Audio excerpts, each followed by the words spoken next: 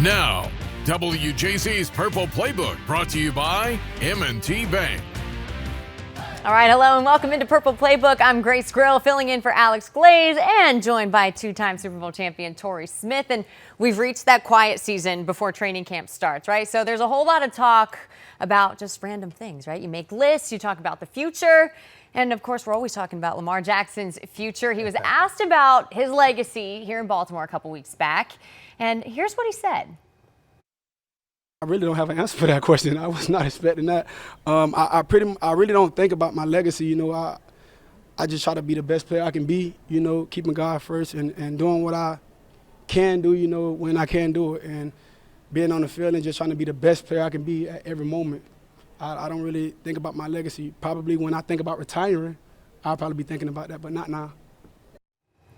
All right, well, the good thing is that he's not thinking about retiring yet, right? I guess is what you can take from that. But, Torrey, you have said that Lamar is the most popular figure in Baltimore sports history in terms of just what he brings. But what do you think his legacy will be here? I mean, he's the best athlete that's played a sport in Baltimore, though. I'll double down on that. I don't care. Baseball, football, basketball back in the day, doesn't matter. He's the best one that's ever come through here. But the thing about Lamar, like, you start talking about legacy, that's a post-football question. I think that's very awkward to talk about that right now because it's like, all right, what's my legacy? Well, I haven't won a Super Bowl, but only 34 quarterbacks in the history of football have. But I'm the only one here that's been the youngest unanimous MVP that's won multiple MVP seasons. My legacy says I'm a damn good player. Yeah. Now I just had to have a Super Bowl to go with it. And that's what it's about for Lamar Jackson when you talk about measuring him up. And, you know, I'm a guy, when you have these GOAT debates, you know, I love it. I love to participate in it. I'm a big LeBron guy. I grew up a Jordan fan, but I think I think LeBron is a better basketball player than Jordan. And what comes with that is, well, how do you determine greatness? A lot of people say it's your accolades. What have you accomplished as a team? But through my experience in playing is that you can be a great player and your team not be good enough to get over the hump. And you have to dissect it because every day when I'm in a grocery store or I'm going through the barbershop somewhere, you're going to hear from fans, can Lamar get it done? Can he do it? Well, Lamar's had this team in position multiple times, and you can look at a fumble here or there, a mistake here or there, and it boils down to it's a team collective when you go out there and win. It's all on the team, right? Yeah. Did your quarterback give you a chance? That's what it all boils down to. So let me ask you this then, with that criteria, this was a team that for the past, 2-3 years that have been saying this is the team that can get it done. Mm-hmm. So at what point does that quarterback greatness need to kick in and be able to handle it? Because you do have horses. There's only one winner, right? I've experienced both sides of it. The best team I ever played on didn't make it to the Super Bowl, right? Like the best team I played on was my rookie year in Baltimore. That was the best Ravens team I played on, not the one the next year that won the Super Bowl. So I understand that just because you have it all together, talent-wise, on paper, have the quarterback, have the running back, it doesn't mean that you're going to win. It takes a special season and a lot of things to go in your favor to get it done. Think about even the year we won it here Super Bowl-wise. We had to overcome so much with injuries and all these other things. You're not going to look at it. If you go back, yes, you got to feel good. Everyone has the memorabilia, and they remember us. They don't remember people talking about how terrible we were at one point in the stretch. They don't remember us getting blown out by the Texans, which I still have nightmares about. Right? They don't remember us having to make a change with the offensive coordinator during the season. They don't remember us going in Denver. You remember the Mile High Miracle. You don't remember Champ Bailey giving me a tap on the head saying, hey, good game, because it felt like it was over. Football and sports just don't work that way. It takes a lot to get it done. So to me, those moment or two in between, a play or two that makes a difference, I'm not a person that looks past that. That's a big deal. But again, it's all about getting it done. And it does matter, but at the end of the day, you can still be an amazing player and your legacy not be tarnished because you didn't win. And I stand on that hill because it's really hard to win a team sport. I think there's so many factors that play into it. You touched on it, but obviously he's got the accolades, he's got the talent, no one denies that. But when you're thinking 10, 15 years down the road, if he doesn't contribute that to the city, do you think that impacts at all? I think people will for sure talk about it, right? I mean, I think Dan Marino, right, one of the greatest quarterbacks ever, but his name doesn't get mentioned as much because he didn't go out there and win it. Yeah. Now, Lamar obviously won multiple MVPs, so kind of tough to deal with that. And Lamar is kind of like an Allen Iverson type player when it comes to his cultural relevance to the game and the social media era. And these kids, like, he's a different kind of star. I think his name will for sure last a long time. He's kind of transformed the way people view the quarterback position. Remember, this goes to show how people think. We were having a conversation about Lamar's legacy. Lamar could have been a receiver according to half of the people. And we can't act like everyone was all excited when he was drafted here. They weren't, right? And I like to bring people back down memory lane, right? Like, Lamar has done an excellent job and has proven that he's one of the best players to ever play this game. If he was done today, Super Bowl or not, he's a Hall of Fame player, first ballot, right? I think that's important to remember that for a guy that's not even 30 years old yet. So he has to go out there and get it done for himself because that's what he set out to do, and that's what he's being paid to do, and he has the ability to do it. But it takes everyone all in to go out there and get it done. Well, speaking of everyone, Zay Flowers caught some strays from Antonio Brown not too long ago, basically implying that Zay Flowers is kind of impeding Lamar's legacy here in Baltimore. But Lamar had Flowers back. Listen here. I don't want to say that's a bad question, but you know what his value is to this team, man. We love Zay. Man, we need Zay. Like, he one of the best receivers in the league, man, and he showed that, you know, since he stepped field on the NFL field back in 2023. Like, he's been showing it. In camp, I wasn't even here yet. You know, I wasn't here yet, and he was just doing his route running and making crazy catches. He was just doing what he's been doing, you know. So his value is, like, out of this world. I love that bite from him because it is so genuine. Like, he's not going to put the reporter on blast, but it's kind of like, we all know. I know you got to ask it, but, like, it is sincere from him, especially, you know, now with the comments that are made, and it lifts up your teammate. It is very sincere, but, like, the reporter has to know, too, like, he's also friends with Antonio Brown, right? Like, these are South Florida guys who have real relationships beyond the field. So kind of try to put him in a tough spot, and he did an amazing job of keeping it focused on Zay and not on, you know, AB's out of his mind with what he's talking about right now. So what Zay has the stats to prove it. He has a reputation to prove it. He doesn't have to go out and prove how valuable he is to this team. You see it each and every Sunday. And the next thing for him is obviously that contract to match it, which is going to be debatable for them in terms of where he lies. But Zay Flowers will be paid as one of the best receivers in this league. I mean, where do you see him on that side of the debate? Some pundits are expecting him, like, no doubt he's going to be top 4, top 5 highest paid in the league, and then others are saying, hey, like, he hasn't warranted that payday. I think because of the nature of the business, sometimes you end up there because you might be top 4 today is top 10 next year. Sure. Right? Like, that's just kind of the way this business works. But I think he'll initially get paid like a top 8 receiver. And then a year or two from now, that top 8, he'll be in the teens. So it'll all line up in the future, but he's going to get a hefty payday. All right, well, maybe a coaching change and some new faces in that room will help tap into even more of his talent. We're going to talk more Zay Flowers and his relationship with new wide receivers coach Torrey Colbert coming up next on Purple Playbook. Keep it here. This is the Purple Playbook, brought to you by M&T Bank. The winning prognosis, brought to you by LifeBridge Health. Care bravely. All right, welcome back to Purple Playbook. Grace Grill and Torrey Smith with you here this week, and I want to talk how important relationships are in the NFL. Relationships in general, all across the board, but even at the NFL level. And Torrey Colbert is the new wide receivers coach in Baltimore. And Zay Flowers spoke how he's already earned the trust of the guys in that room. So let's take a listen. I'll get your reaction on the other side. He teach the playbook well. He makes sure we all excited. He do the drills with us. Right now he down right now. He pulled a hammy, but he do the drills with us. He just have everybody checked in, everybody ready to go. It's like everybody excited. All the coaches, he's the assistant receiver coach, and he just make us lock in easier. It's fun to have him out there with us. Okay, do you take it into account of how hands-on coaches are, and does that go a longer way with these guys? It does. It's a lot of coaches in this world are do as I say, not as I do, right? Because they physically can't do it. I mean, I understand it. Literally with our little kids that we're coaching with level 82, my bum knee, I started to lace myself up to say, hey, I can. This is how you work hard. I'll do it too, right? But it means a lot at that pro level to have someone that understands what it's like to be in that position that's going to keep the energy high, because there's going to be days where they're down, they're physically sore, they don't want to do it.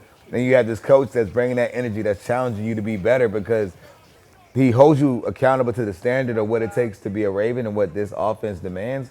but also those goals that you want for yourself. And so I think that goes a lot, and players really respect that. What went a long way for you as a player in establishing trust? Because you kind of like it's hard, right? It's a delicate dance because it's like, hey, I'm trying to get you to a certain level, but also I'm new here and I don't really know you. What went a long way for you as a player? Man, listen, myself personally, I was always big on respect. If they put you in that position, then that means you know what you're doing.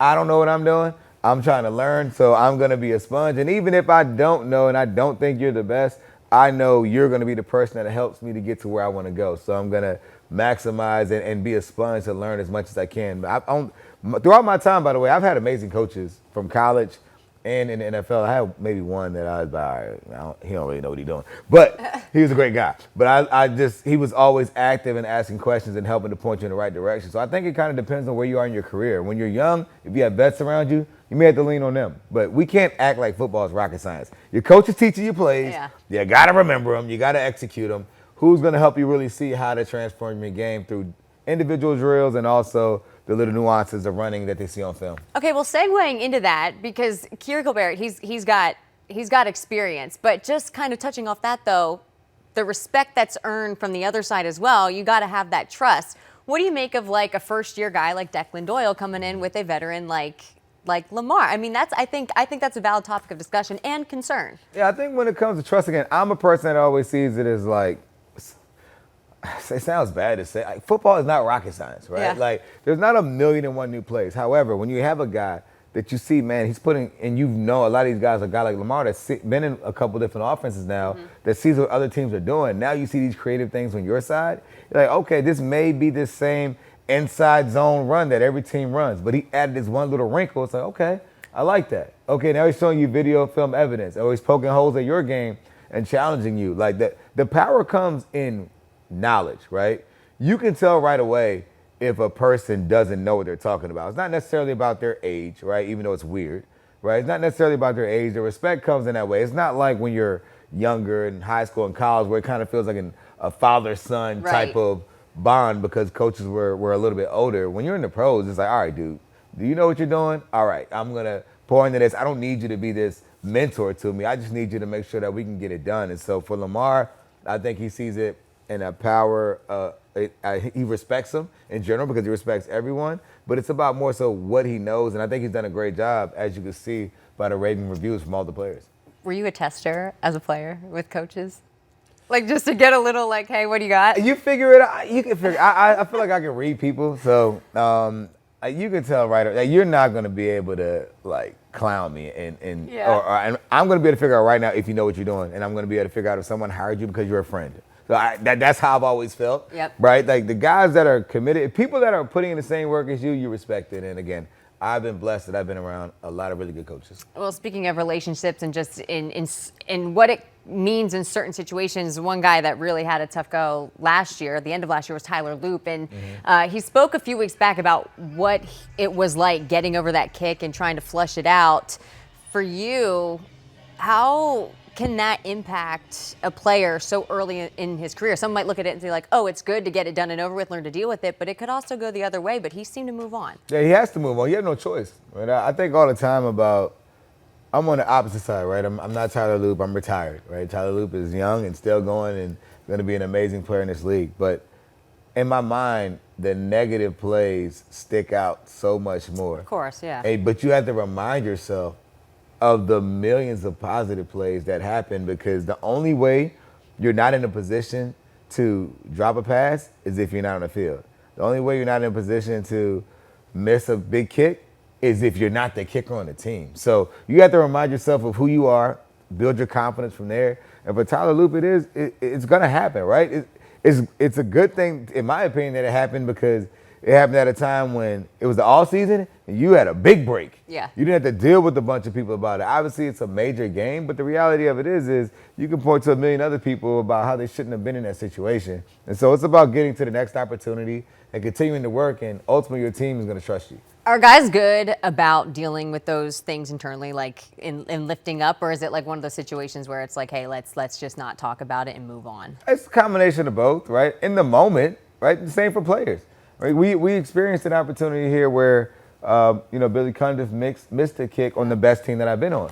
But I like to remind people that complain about that kick all the time, or that Lee Evans got the ball punched out the play before, and then Billy goes and misses, that Billy was a Pro Bowl kicker. Right? Like, this wasn't like, you can't act like a guy all of a sudden didn't know what he was doing. He just made a mistake. There's been plenty of times you can point to Anquan Bolden, myself, Joe Flacco, anyone where we didn't do our job, right? And now all of a sudden you can hang on to that for an offseason, but again, the film doesn't lie and your production doesn't either. So it's important to remember who you are, and that's more so for you, because it's worse now for Tyler Loop than it was for someone Social back in the media day. Because and- social media. So put that phone away, right? Go do what you do. Go take some golf swings or whatever relaxes your mind, and just get back to focusing on your job and knowing that you're in this seat for a reason. All right. Well, we got to take a quick break, but when we come back, we got a couple of interesting topics from around the NFL. We're going to play Something or Nothing with Torrey after this. This is the Purple Playbook, brought to you by M&T Bank. The Bottom Line, brought to you by M&T Bank. All right, welcome back to Purple Playbook. Grace Grill and Torrey Smith with you here. Time to play a little game of Something or Nothing. And our first topic of discussion, Lamar Jackson not having a contract done yet. Is this something or nothing? I think it's a bunch of nothing. They're fine salary Really? cap-wise. Yes, I mean, this is Lamar, man. Lamar has flexibility. He has the power.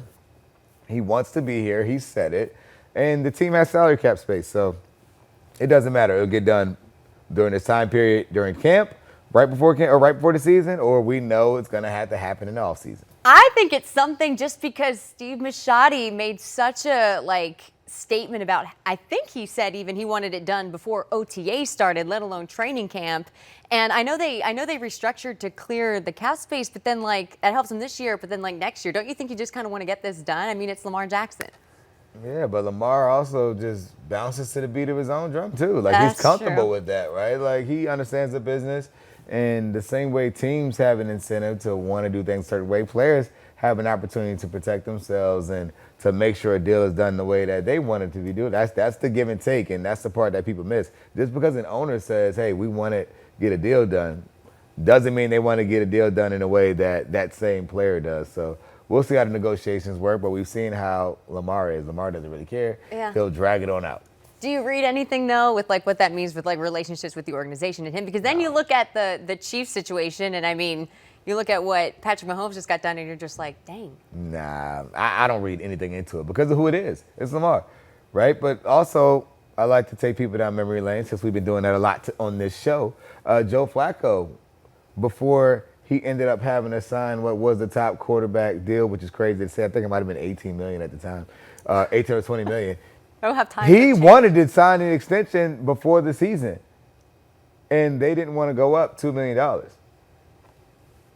And Times then, have boom, changed. he turns into the Well- highest paid player. So it's like, just because a deal doesn't, a team says they want something done, it has to align with the players want. And, maybe Lamar's playing that lottery again. While we're on the subject of, you just pointed out the number that Joe Flacco got. The number that Patrick Mahomes got was over $500 million in guaranteed money, which is, Crazy. yeah, crazy to think about. All right, our next topic of Something or Nothing.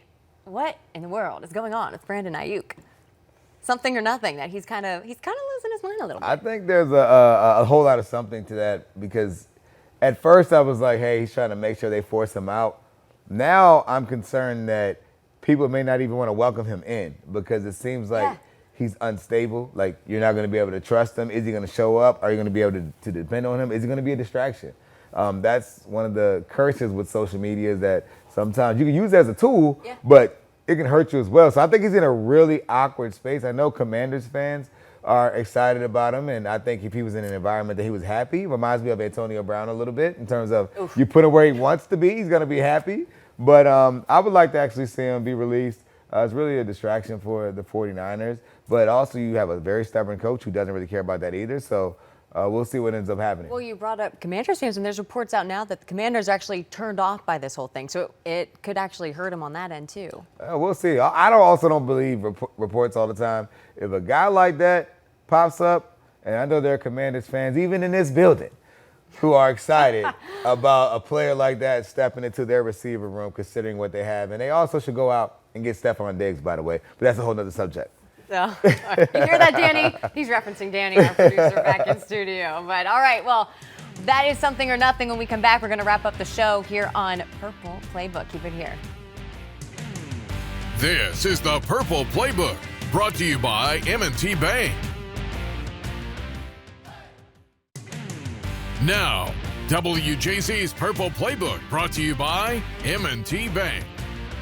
All right, welcome back to Purple Playbook. We're going to wrap up the show here, but some really sad news regarding a great in the NFL. Chris Johnson announcing that he was diagnosed with ALS. I mean, this is a guy that had a 10-year-long career in the NFL, still ranked 7th in rushing yards in the NFL, but really kind of shed light on how this diagnosis affects people. You knew Chris. Yeah, now Chris is my guy. You know, I had the opportunity to really be with him the past few winters, going down to Florida to the Under Armour All-American game. I had the opportunity to coach in the high school and the middle school game, and his kids are at that age where they're competitive, so invite him on out to practice and see what's going on. Talk to him a lot about 7-on-7 and getting his kids into it and starting his team and connecting them with some of the other elite teams and stuff. So we've talked a lot over the last few years, and to see his diagnosis is crazy because we've been at track meets together in the last, 12 to 14 months as parents. And to see how quickly things change definitely opens your eyes, and praying for him, and